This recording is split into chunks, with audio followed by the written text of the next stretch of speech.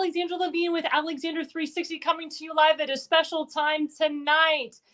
The topic of tonight, dictatorship versus a man for the people.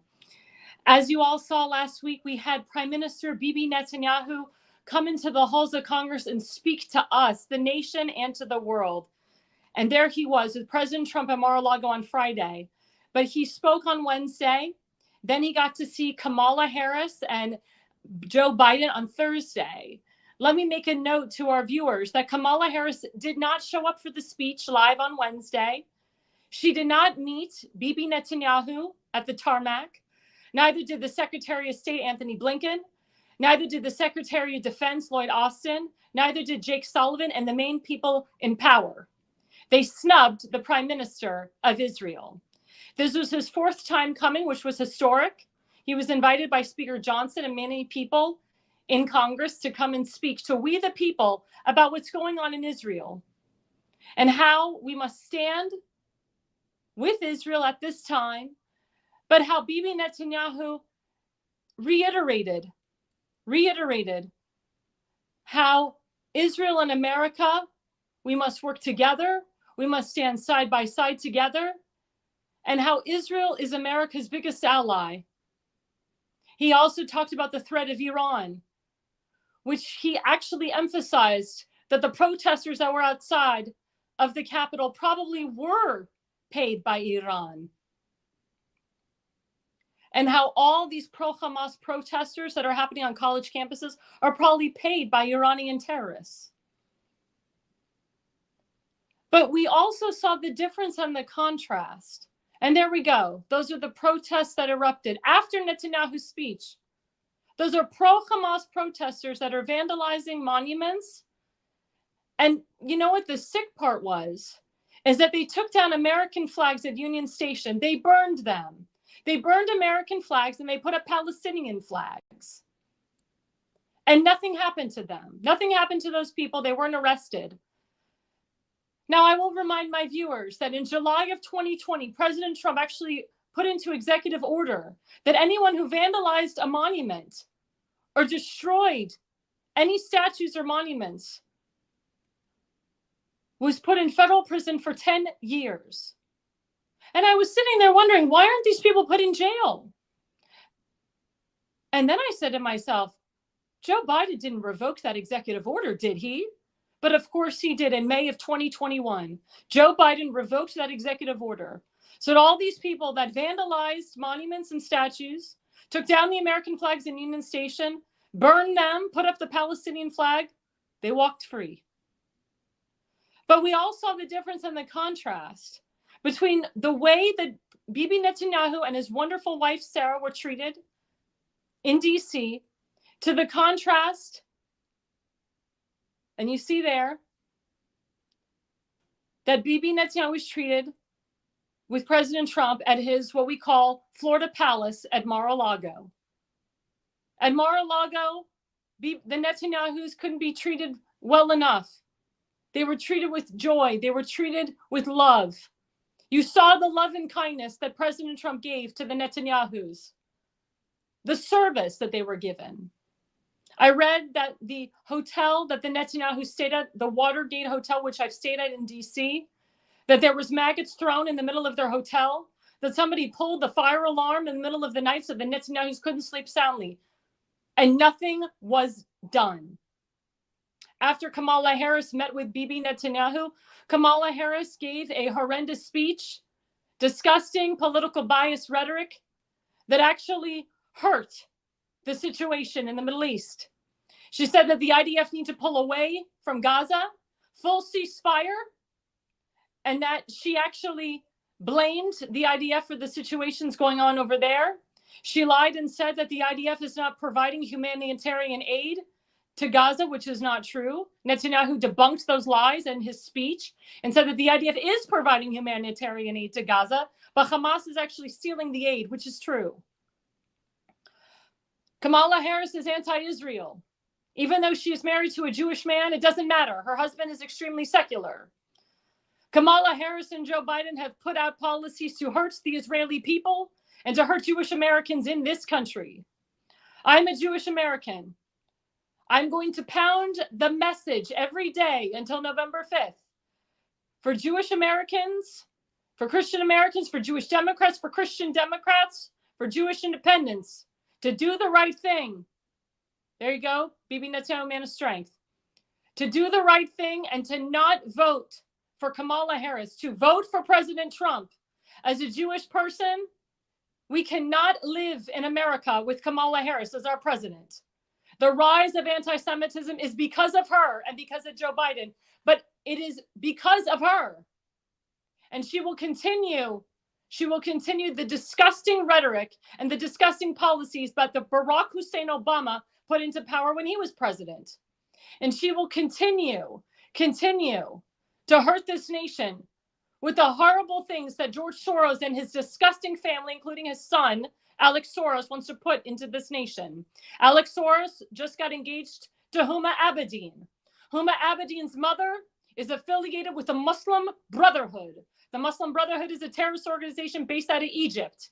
These are corrupt individuals that are anti-Semitic, that do not have Israel's best interest at heart, Jewish Americans at heart, or anybody of faith. And that is a direct quote from President Trump. He said, I actually don't know how a person who's Jewish can vote for her, meaning Kamala Harris. And he is 100% correct. I want Jewish Americans to read that quote. I want Jewish Americans to understand what is at stake when they go into that ballot box November 5th. There's an image of Elon Musk, who was at the meeting in the halls of Congress. He was personally invited. And Jim, if we have that image, can you put that up? He was actually personally invited by Bibi Netanyahu to come to the halls of Congress. And it's so funny, Elon Musk is a very busy individual. He runs X. He's practically a trillionaire.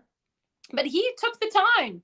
He took the time to come to the halls of Congress and to hear Bibi Netanyahu speak, because it was the right thing to do. He actually spoke to Bibi Netanyahu after that speech, and they talked. Elon Musk actually endorsed President Trump after President Trump was shot in the ear. There it is. That is a very historic picture. And Elon Musk is right behind Bibi Netanyahu's beautiful wife, the blonde Sarah, as well as of the victim, Noah. She's in the white suit. Noah was rescued by the IDF. Her mother just passed away of brain cancer, Her mother's last dying wishes to Bibi Netanyahu was, please bring my daughter back before I die. And Bibi Netanyahu delivered, and so did the IDF. But again, why is Kamala Harris crapping on Bibi Netanyahu about bringing the hostages back? Netanyahu's doing his job. Why doesn't Kamala Harris and Joe Biden do their job and bring the American hostages back? There's 8 American hostages still under Hamas rule. Now, I've done the job. I have done hashtag bring the hostages back, release the hostages. I've done the rallies. I've done the events with our conservative corner friend, Seth Eisenberg, and his club, the Frederick County Conservative Club, with his president, Fred Profiter. We've done the work. Why can't Kamala Harris do the work? Why is she crapping on Bibi Netanyahu for doing something that she is supposed to be, quote, the vice president of the United States? She's running for president. People are saying now she's got the delegates to be the Democratic nominee for president. Why isn't she making this a priority? No, her priority on last Wednesday, when she was supposed to be with Bibi Netanyahu, her priority was to be at a sorority meeting in Indianapolis. That was her priority. Her priority is not to foreign policy. Her priority is not to the Jewish people. Her priority is not to Israel. She puts Israel on the back burner. She supports Barack Hussein Obama's policies of going back to the 1967 borders. Her priority is to put the terrorists first.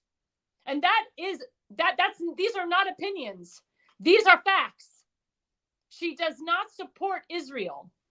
It was okay with the protesters doing what they did on the day that Bibi Netanyahu came. She was okay with the fact that there was maggots thrown in his hotel. She was okay with saying the horrible things that she said after she met with Bibi Netanyahu. And as a result, and Jim will put this up, 11 innocent young Jewish lives, there we go, were murdered. There was a rocket attack in the Jewish community in Israel. It's Israel occupied in the Golan Heights. 11 children were killed by a rocket attack by Hezbollah. Hezbollah took responsibility. Hezbollah is another terrorist organization. And I can tell you firsthand, because I have a lot of friends that serve in the Israeli Defense Force today. I have a lot of family and friends that currently live in Israel all over the country, that Hezbollah has been knocking on Israel's door since October 7th and before October 7th. And Hezbollah basically threatened that they were coming. And now Israel is retaliating because they have to. And they're going to take down Hezbollah. Again, what is their mission? What has always been their mission after October 7th? To annihilate the enemy once and for all and to bring the hostages back. And they have been doing the job. And Kamala Harris needs to allow the Israelis to do their job and stop telling them to not do their job. Kamala Harris should have been behind Bibi Netanyahu, not have Senator Ben Cardin take her place that day. She should have been there and listened to his speech. Now, I'm a Jewish American. Now, I'm a Republican, but I watched that speech objectively. I pretended that I wasn't a Republican that day. And I just watched that speech objectively like I had never heard Bibi Netanyahu in my life. And I'm listening to his speech, and it was a bipartisan speech. He praised Biden in that speech, and he praised Trump in that speech. He praised everybody in that speech, actually. But I wanted to hear it as an objective Jewish woman, and I took party out of it. And then I'm watching these pro-Hamas people take our beautiful American flag and burn it to the ground. And they said, burn that. And I'm not going to curse on air, but they said, burn that beef, burn that crap, burn that crap, burn that crap. And they're putting up a Palestinian flag. I saw them desecrate the Liberty Bell in Columbus Circle and write Free Palestine, we love Hamas, all this stuff. It was horrific. And I'm watching this objectively. Again, I'm taking party out of this. If I was, let's say, a Democrat and I'm watching this, I would be like, how the heck can I vote for these people? How could I vote for Kamala Harris? How could I even stand next to these people? They're burning the American flag and nothing is happening. There's no repercussions. Again, I remind my viewers, President Trump wrote into executive order in July 2020 that anybody that burns desecrates a statue, desecrates a monument, they get 10 years in jail, federal prison. Do not pass go, do not collect $200. You're there. And then Joe Biden with Kamala Harris revoked that executive order in May 2021. Why would he do that? Why is that cool? Why is that cool to allow people to vandalize? That is not freedom of speech. That is not freedom of expression. That is hate speech. And then these pro-Hamas people were attacking people that actually went and heard Bibi Netanyahu speak live, like Rabbi Shmuley Boteach and others. You couldn't even walk down the streets of DC freely without fear of getting attacked. I don't feel comfortable as a Jewish person walking down the streets of DC. It's disgusting. Unbelievable. I should not be in fear of my life walking down the streets of DC. I should not be in fear of my life having a mezuzah on the doorpost of my door. I should not be in fear of my life wearing a Jewish star walking down DC or New York City or Chicago or anywhere. But if God forbid, Kamala Harris becomes the next president of the United States, we as Jewish people or anyone of faith cannot live in America anymore.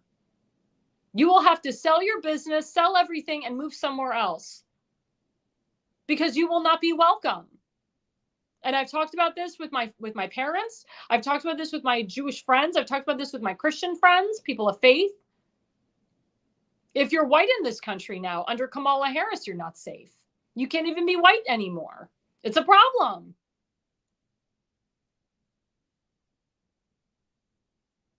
We have to do something. We have to combat this. We can't allow this to happen. We can't allow our freedoms to be taken away and our Constitution to be stomped on. It's a real problem. Another image that I want to show you is an image in contrast between President Trump's daughter, Ivanka Trump. Ivanka Trump converted to Judaism. She's a modern Orthodox Jew. Her husband is Jewish, Jared Kushner. She went to Israel after October 7th. She helped out the victims' families. She went to the kibbutzim, Kibbutz Kfar Aza, which was burnt to a crisp because of Hamas.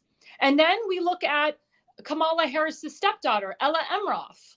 Ella Emroff, who says, I have no Judaism in me. I don't like being Jewish, even though her father's Jewish, even though I think she might have been bat mitzvahed or she has celebrated Jewish holidays. There you go. If you read it, I know it's a little small.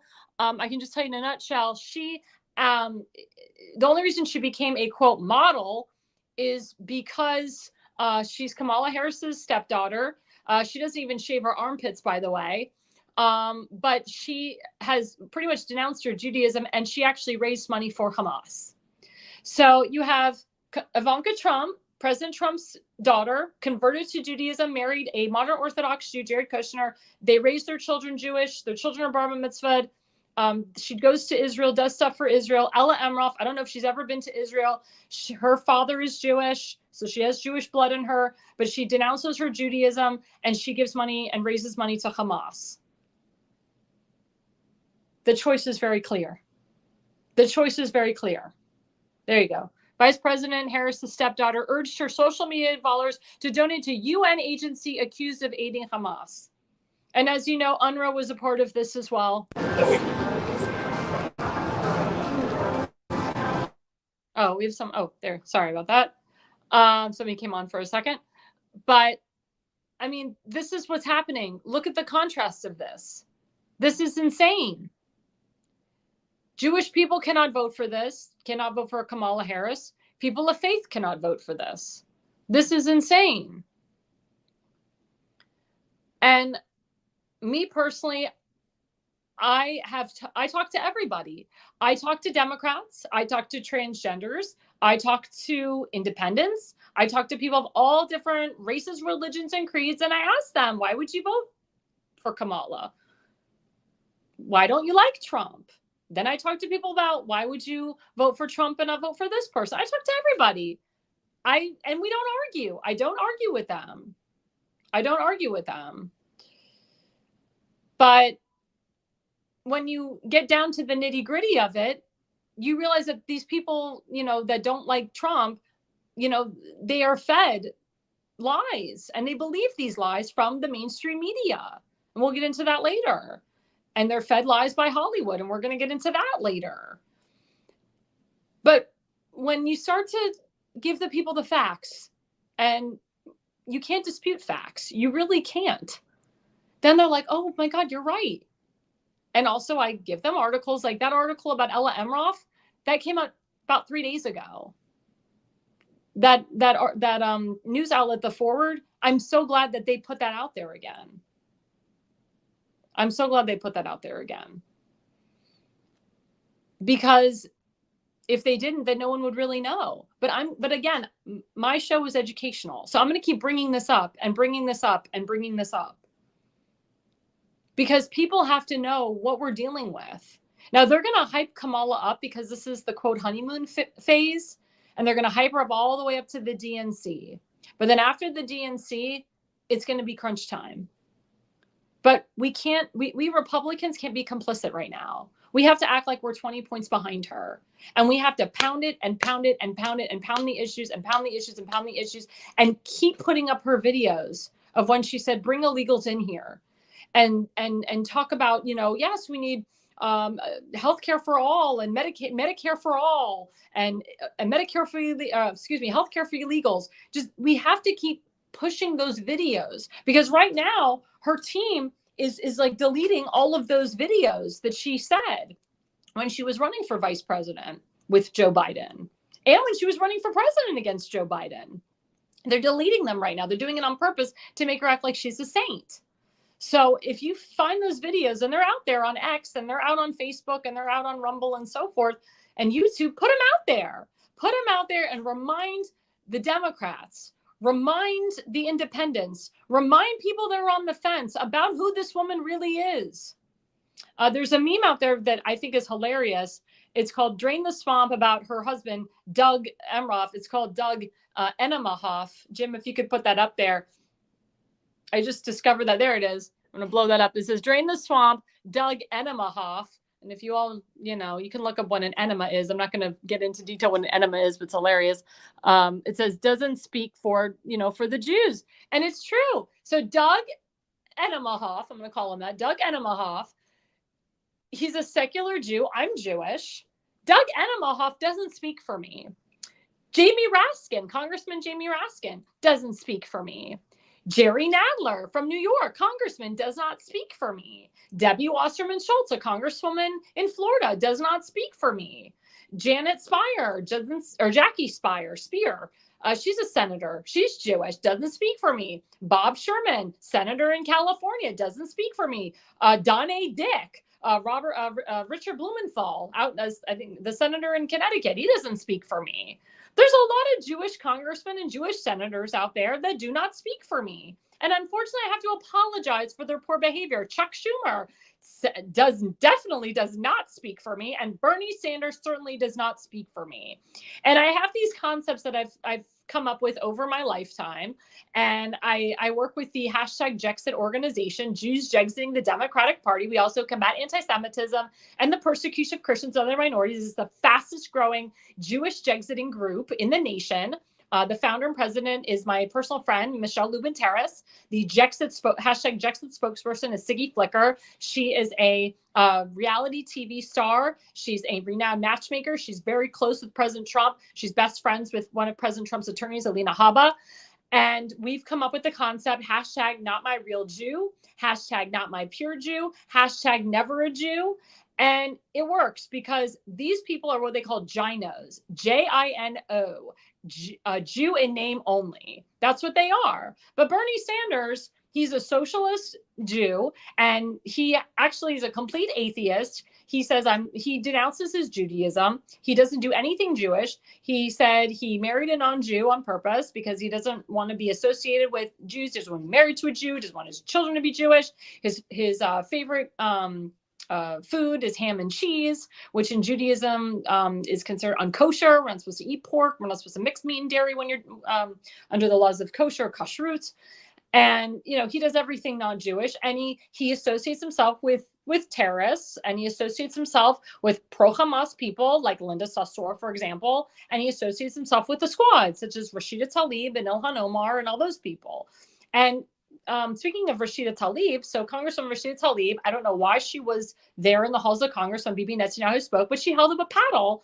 And on one side, and I don't have the image, but one side, it called him oh my God, not a war. Oh my God, I just blanked on it. Not a war hero, a war. Oh my God, I just blanked on it. And it was so terrible.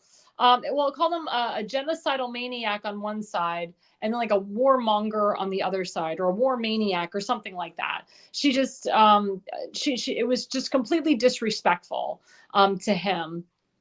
And it's just like, why were you there? I mean, I guess you were there because the people that pay you, your special lobbyists, your interests, you can look into her FAC report. She actually gets money from Hamas. They're paying her to do that. But it was just disgusting. And she kept flipping the paddle, every time that he spoke, calling him a genocidal maniac, calling him a warmonger on the other side, or a war maniac, something like that. I can't remember the exact words. I wish I had it in front of me. But she's disgusting. And then you have Congresswoman Ilhan Omar, who wasn't there. I mean, she's hooked into the Nation of Islam, which is Keith Ellison who put her there. Nation of Islam is run by Louis Farrakhan, who's a known anti-Semite. Barack Hussein Obama is best friends with these people. So it's all interconnected. That's why it's really important that we get these people out of office. We primary these people out. We vote these people out. And that's why it's so, so important that we cannot have Kamala Harris as the next president of the United States. And right after, coming up right after the break, we're going to be talking about the election in Venezuela, coming up right after our sponsor.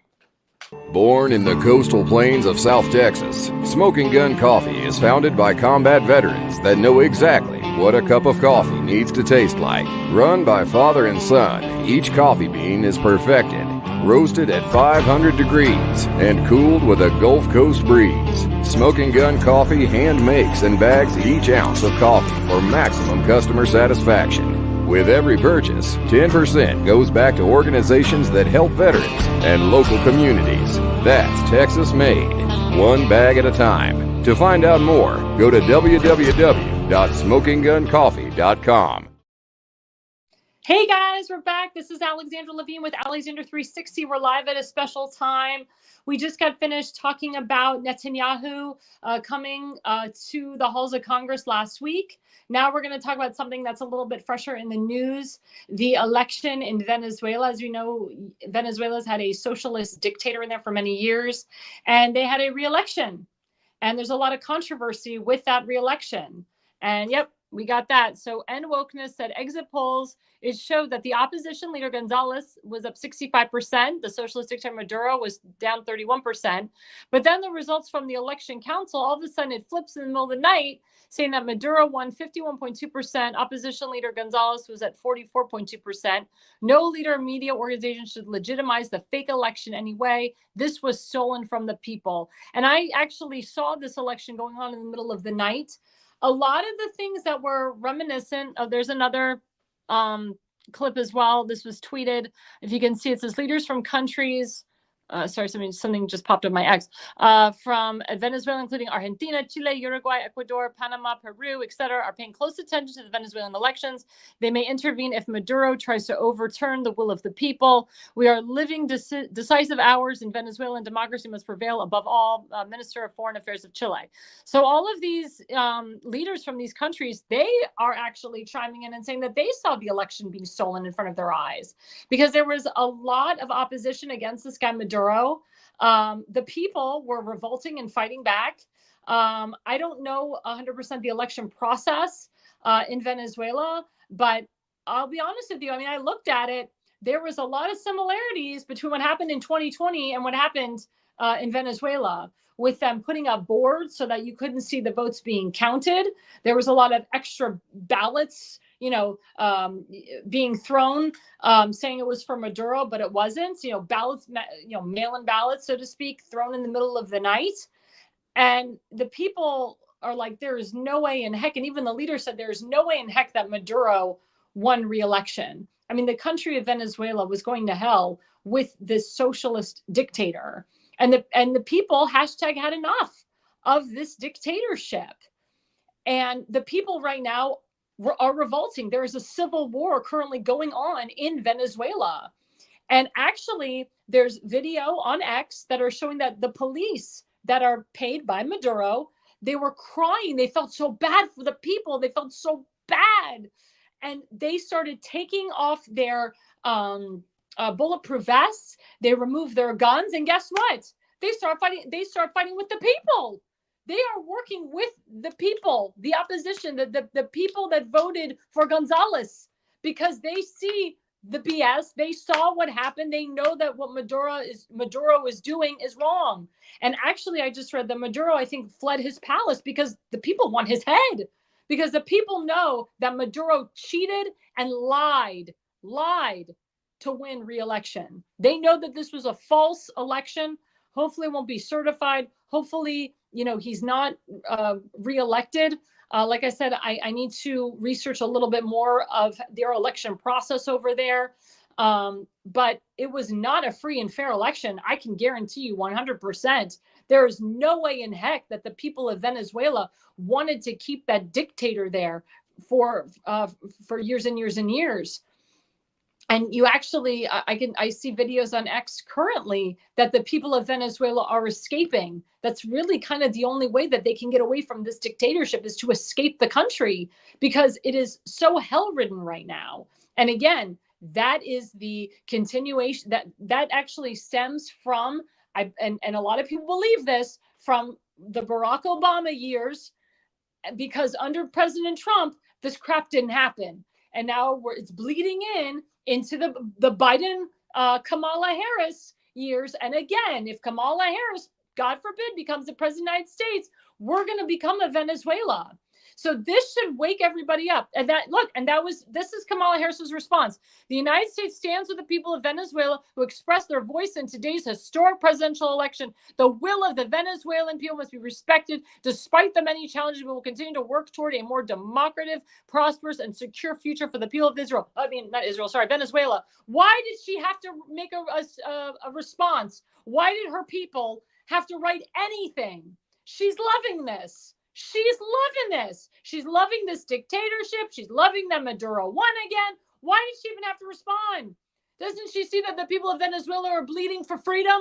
No, because she's a dictator herself. And remember, what was the premise? What is the whole topic of my show tonight? Is dictatorship versus the will of the people. A man, President Trump, that cares about we the people. And if people, and I have people on this feed that are going to President Trump's rally tomorrow in Harrisburg, Pennsylvania, and he's going back to Butler, Pennsylvania, by the way. And he's doing it for the will of the people. He listens to the people, his constituents. Kamala doesn't. It's a big difference. Kamala Harris wants to be that dictator. Obama wants her to be that dictator. George Soros wants her to be that dictator.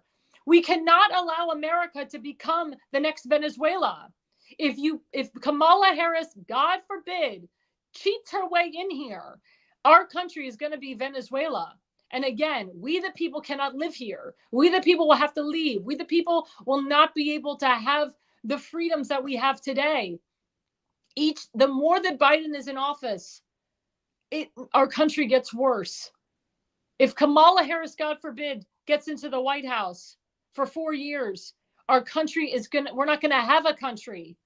You have to listen to President Trump and what he says.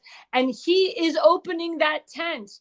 Someone said to me, oh, well, he goes to his rallies and it just caters to his base. No, it does not. He is bringing people from the outside.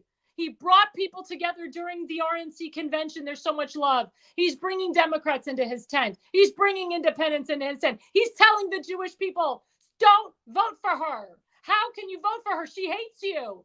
He's telling the Black community. He said it in 2016. What the hell do you have to lose? He's telling the Black community again, how can you vote for her? Don't vote for her. He's telling the Christian community, the Christian Democrats, don't vote for her. He's telling the gay community, the LGBTQ, the trans community, she doesn't give a darn about you. You do not vote for her. She doesn't care about you. That's what these Democrats do, especially the liberal ones. I don't like saying the word progressive because they use the word incorrectly. They're so far left. They're so out there. They kowtow to the terrorists. It's so asinine to me that anybody would vote for her. And you know what? As a Democrat, if you're a Democrat listening to this, because I do get Democrats that listen to my show, if you voted for Joe Biden in the primary, don't you feel disenfranchised? Aren't you looking at this like, I voted for Joe Biden. I didn't vote for Kamala Harris. I voted for Joe Biden in the primary. The Democrats are telling me that Kamala Harris is going to be the Democratic nominee for president. I don't want her. I wanted Joe Biden as my president. You know what? Screw this. I'm voting for Donald Trump. I mean, if I was a Democrat, I'd think that way. If I was a Democrat that voted for Joe Biden in the primary, I'd be like, screw this. Screw this, I'm voting for Trump in the general. Screw this, I was disenfranchised. You guys were disenfranchised. Jewish Democrats, you were disenfranchised. Because I know that the Jewish Democrats, they supported Joe Biden more than they supported Kamala Harris. And remember, when Kamala Harris ran against Joe Biden in 2019, she only got 1% of the vote. She had to leave after the Iowa caucus. You know why? Because Tulsi Gabbard destroyed her on her record. Tulsi Gabbard called her out. And I actually showed the clip of the debate where Tulsi Gabbard completely called her out on her record, and it demolished Kamala. She couldn't recover from that. So all of a sudden, this woman is now is getting all these votes. Now she's got the delegate, all the delegates that she needs, and now she's going to be the Democratic nominee for president. And now all of a sudden she's such in a tight race with President Trump. Everyone's telling me it's so tight now. It's so tight. It's like a thin string. That's ridiculous. This is ridiculous. Don't listen to the mainstream media. Don't listen to the propaganda. But don't make this country become Venezuela. American people are smart. Dr. Ben Carson said that today in an interview with Tucker Carlson. And I like the good doctor. He said, the American people are smart and I trust the American people.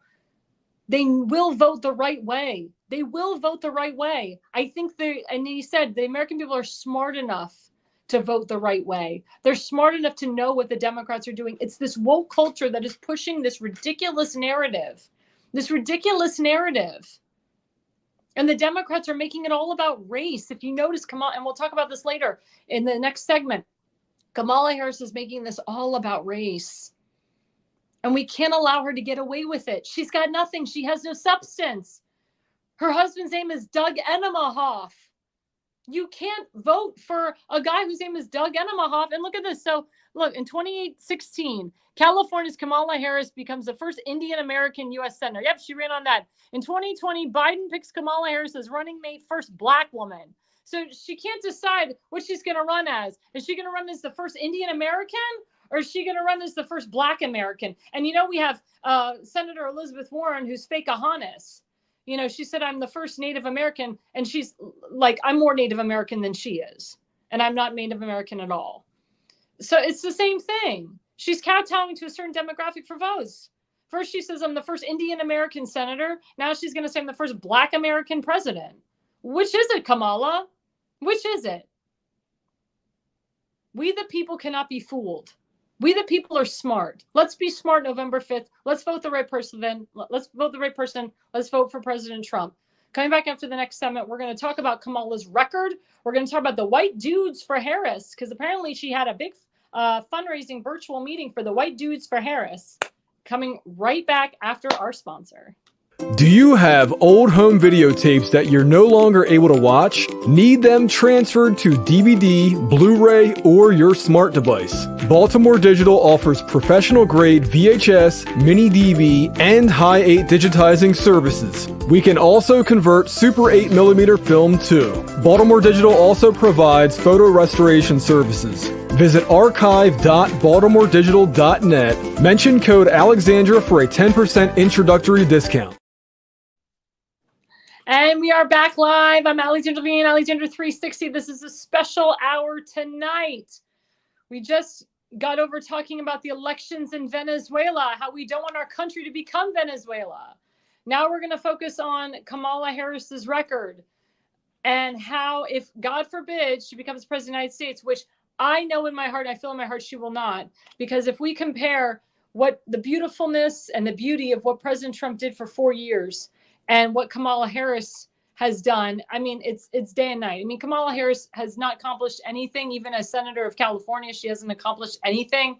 As district attorney, she hasn't accomplished anything except getting on her knees. I mean, that's really all she's accomplished. And that's not really a big accomplishment either.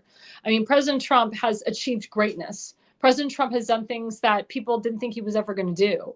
And everything that President Trump said he was going to do, he has done and then some. President Trump's doing wonderful things right now, being an outsider in. And, like I said, there was such a contrast between when President Trump met with when he met with the Netanyahus, than when Kamala Harris and Joe Biden met with the Netanyahus. And I wasn't at that meeting at Mar-a-Lago, but I could tell you probably a lot more was accomplished and done at that meeting at Mar-a-Lago than what was done in DC with Kamala Harris and Joe Biden. And you could see the comfortability between the Netanyahus and, President Trump than Bibi Netanyahu and Kamala Harris and Joe Biden. And you want to see that in our leaders, especially, with our biggest ally, Israel. You want to see your commander in chief being comfortable with your biggest ally.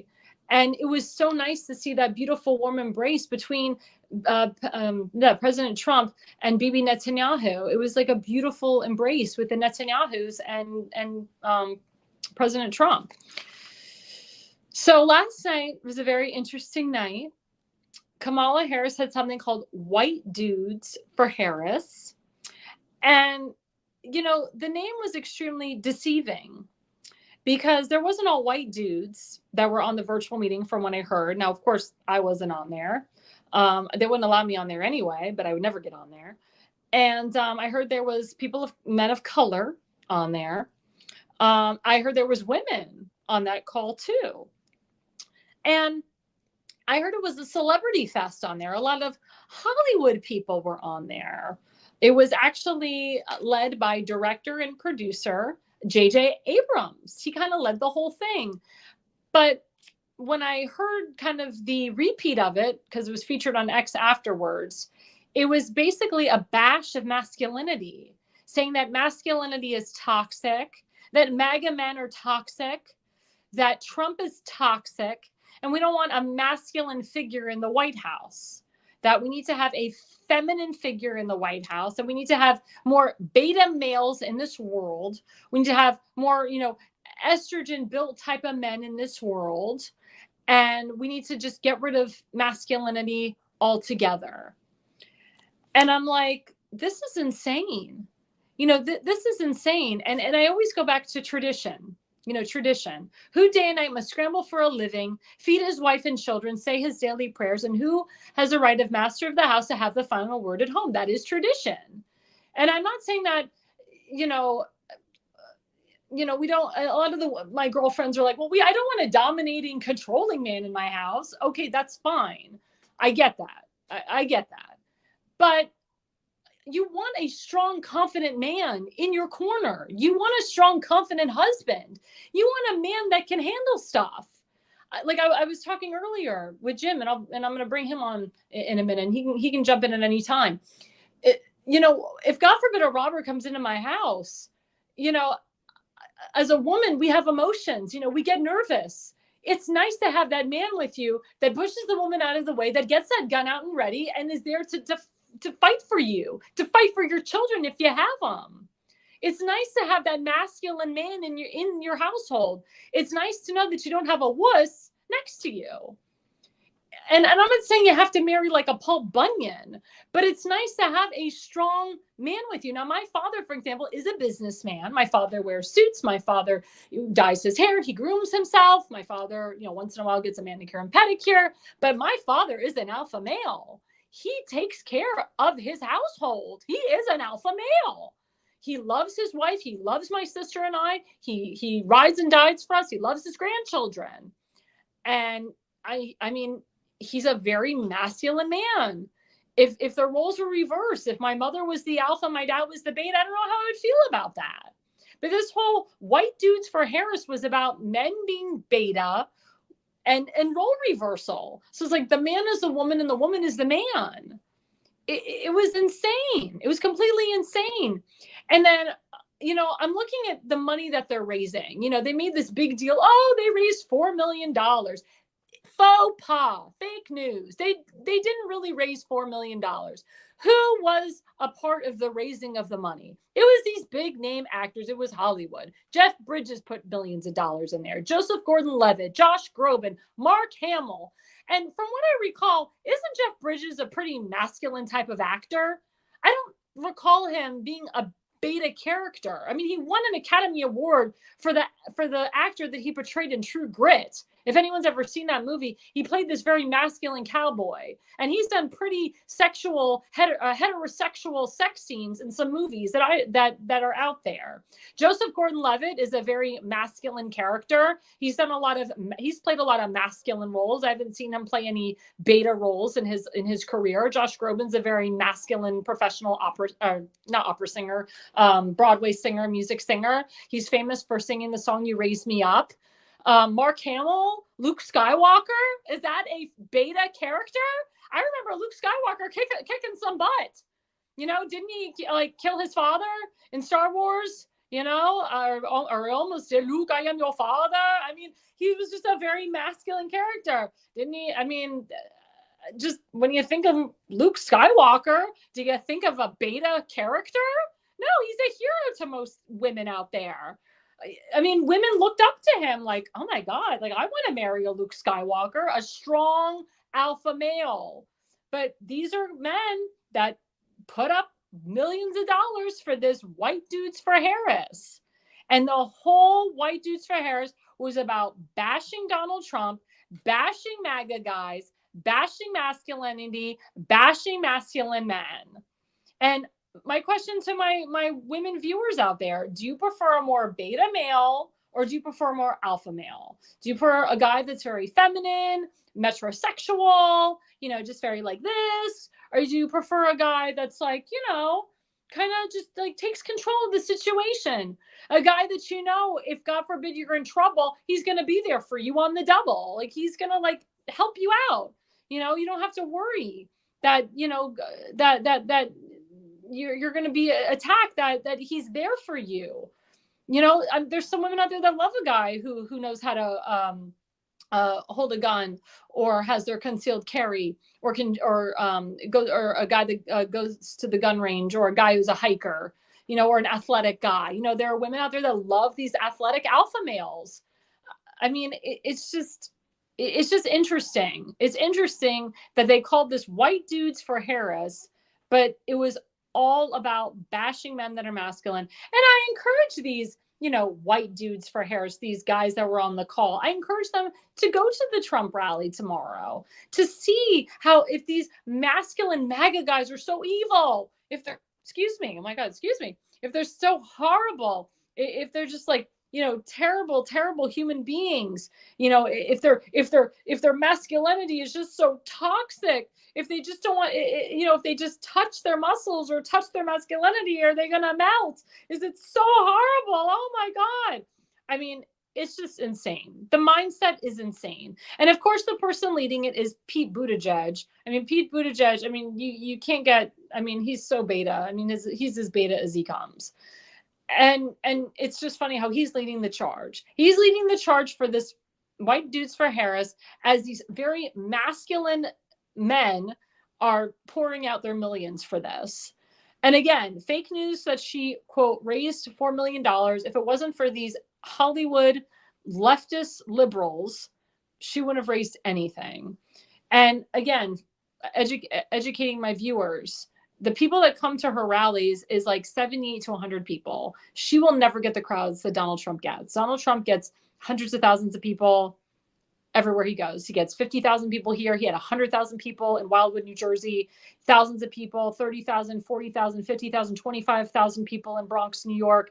I mean, she will never get those crowds. She's going to lie to you and say that she has those crowds. And all this money that's pouring in is fake news too.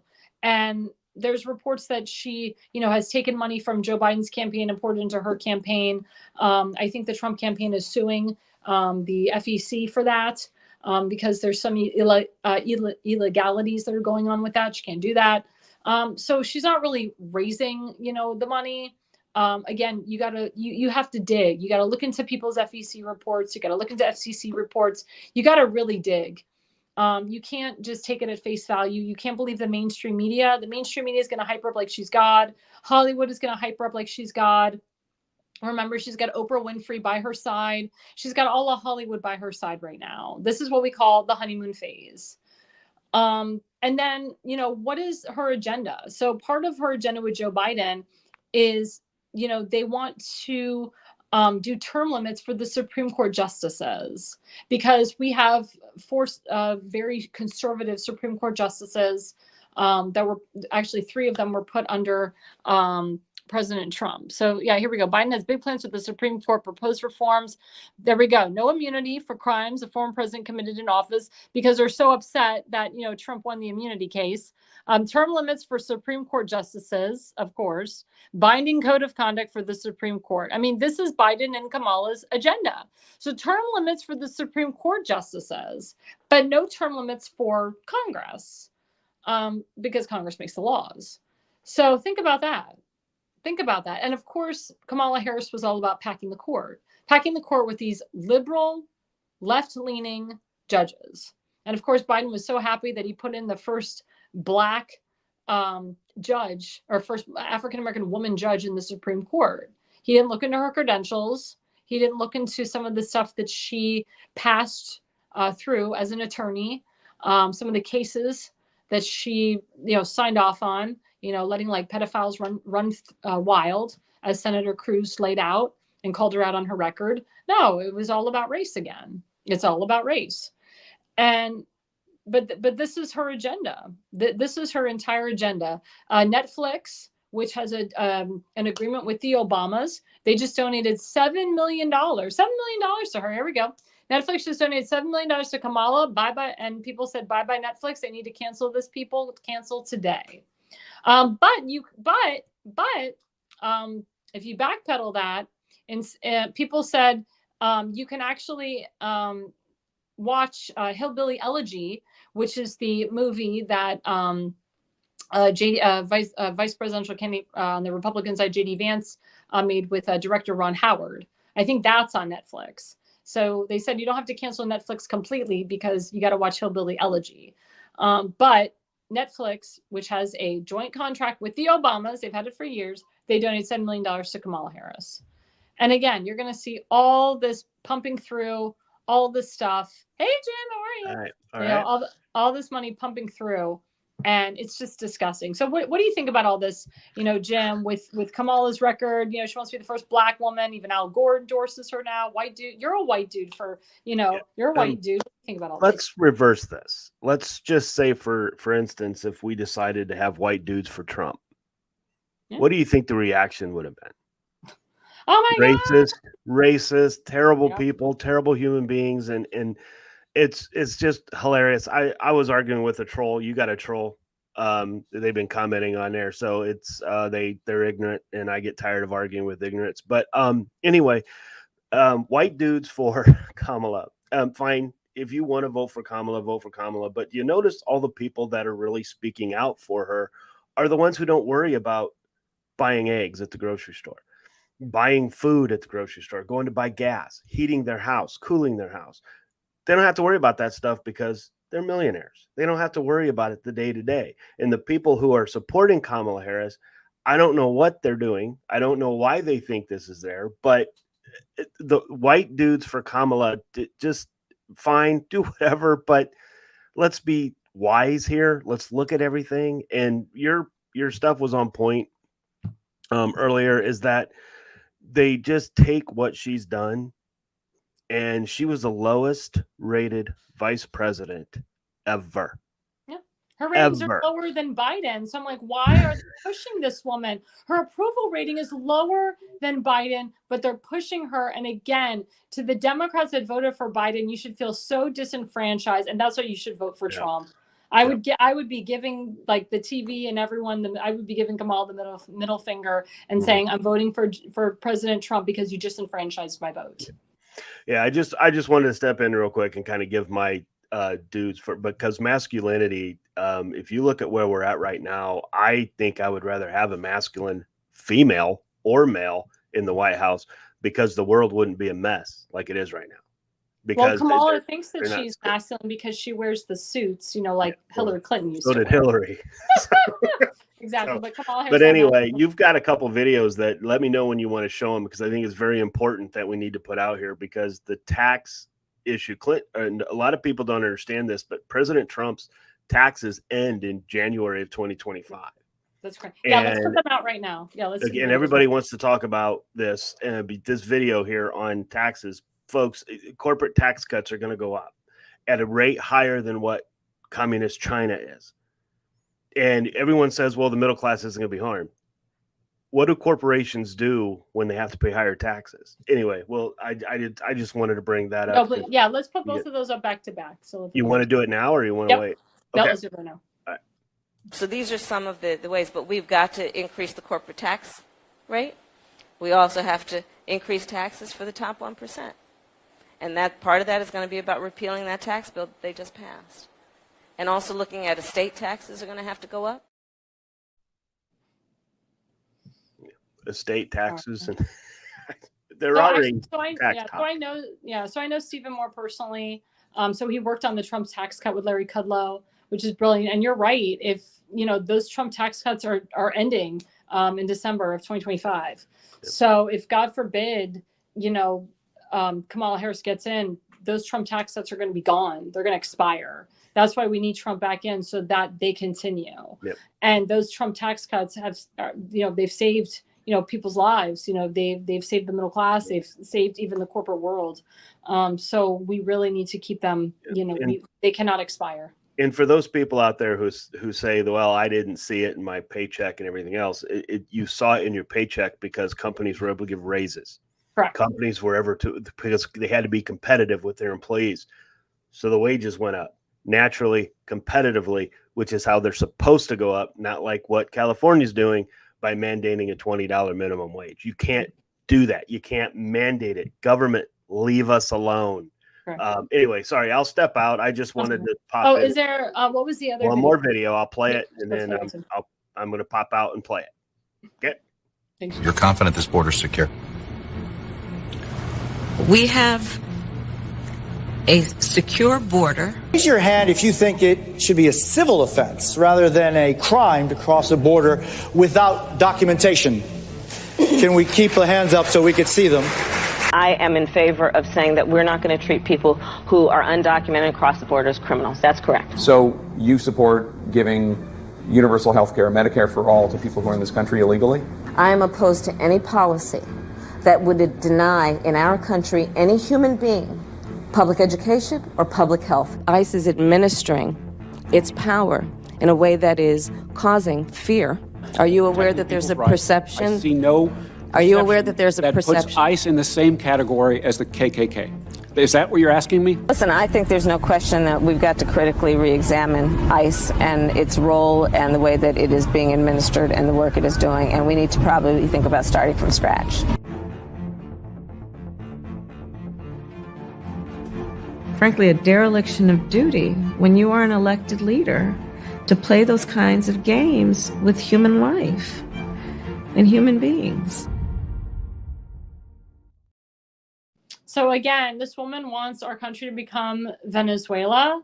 I actually have been to the border, the actual border, more than Kamala Harris. Kamala Harris never actually really went to the border. I've been to the border. I went to the border when President Trump was president. I went to the border in the transition between President Trump to Biden, and it was day and night. When President Trump was in the White House, the border was secure and safe. Border Patrol told me they felt extremely safe and secure, and they were so happy that President Trump was the president. When they knew that Biden was coming into the White House, Border Patrol told me they were scared out of their minds because they knew that millions and millions of illegal immigrants were coming into the country and then nothing was going to be done about it. And we just heard that Kamala Harris, she doesn't care about all these illegals coming in, and her job, her main job was to control the border, was to keep the border safe. She couldn't even do that one job. And again, she couldn't even go to the actual border, the borders with the real problems. And it was totally disgusting. She went to El Paso with Democrat Congresswoman Veronica Escobar saying, "Welcome to El Paso, the new Ellis Island." I thought I'd die. It was so disgusting. Completely fake news. Again, the choice is clear. November 5th, we all have a choice. Republicans, Democrats, Independents, we all have a choice.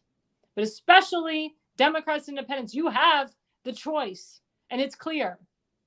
To vote for Donald J. Trump. Like I said, I talked to everybody. President Donald Trump should be the number one priority right now to get into the White House. If he doesn't get in, it doesn't matter about anybody else. He is the priority. We all have to do the right thing. We all have to work hard every day to get this man in office, and we as Republicans cannot be complicit. We have to fight like hell to get him in office. We have a couple minutes. I just want to emphasize that I'm having a huge event, I should say. There you go, Charm City Idol. My friends Johnny Lang and his son James, they put together this wonderful event in Dundalk, in Sparrows Point. It is emceed by elected official Tim Fazenbaker, who's been on the show. If you want to reach out to Tim, you go to timfazenbaker.com. I'm actually a judge. It's a singing competition. I will be singing. But the Patriots Pair is one of the sponsors for this event under Alexandra 360. But all the shows are under this umbrella. So please come to Charm City Idol Saturday, August 10th, from 7 to 11 p.m. in, Dundalk Sparrows Point. Please message me, Alexandra Levine at Facebook, at Alexandra LEVI20 on X, Rumble at AR Levine. YouTube at AR Levine, True Social at AR Levine, and of course at the Patriots Prayer. For more information and details on this event, we're still looking for some sponsors. It's, I think, about $20 to get in. It all goes to a great cause. It goes to a soup kitchen, which helps the homeless. But please, guys, come out. This will be a great event. Charm City Idol, again, Saturday, August 10th from 7 to 11 p.m. And that concludes at our regular time at 9 p.m. Eastern, 6 p.m. Pacific every Tuesday night. And again, the reason you listen and the reason you watch is you are no idiot.